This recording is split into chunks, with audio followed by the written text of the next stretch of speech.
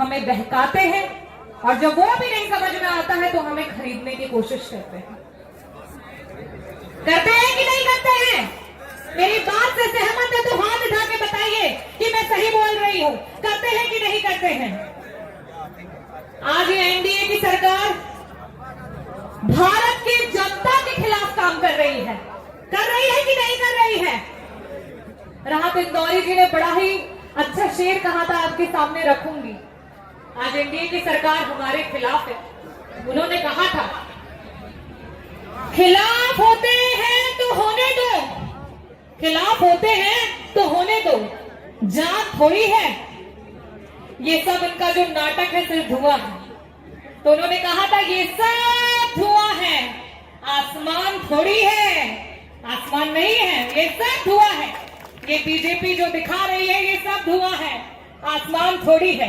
और आग लगाने की कोशिश कर रही है, कभी जाति पे, कभी धर्म पे, और उससे भी अगर ना उभर पाए तो कभी मंदिर पे, कभी मस्जिद पे।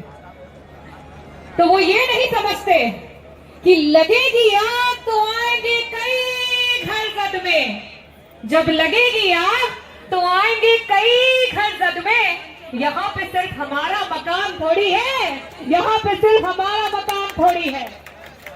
और आखिरी में जो ये बार बार जब भी सरकार से सवाल किया जाता है, जब भी इनकी हुकूमत से सवाल किया जाता है, तो हमें देश विरोधी कहते हैं, हमें आतंकवादी कहते हैं। तो उनके लिए ये आवाम की तरफ से आवाज है कि हम सबका खून शामिल है यहाँ की मिट्टी में। यहाँ उपस्थित एक एक व्यक्ति, इस भारत के एक एक व्यक्ति का, हम सबका खून शामिल है यहाँ की मिट्टी में। किसी के बाप का हिंदुस्तान थोड़ी है, किसी के बाप का हिंदुस्तान थोड़ी है। मैं बाबा भीमराव अंबेडकर जी के अनुयायी हूं। उनकी देन से, उनके बनाए हुए संविधान की देन से, और समाजवादी पार्टी के राष्ट्रीय अध्यक्ष जी के आशीर्वाद से, मेरी जनता के वोटों से मैं सदन में पहुंची और समय पे अपनी जनता के लिए आवाज उठाई हुई है।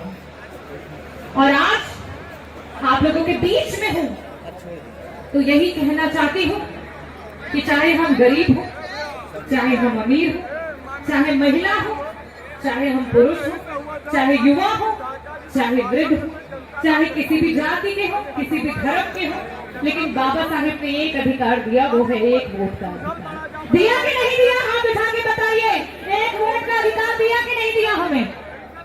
चाहे वो मुख्यमंत्री हो, प्रधानमंत्री हो, कोई मंत्री हो, या फिर एक मामूली कार्यकर्ता, सभी के पास एक वोट का अधिकार है।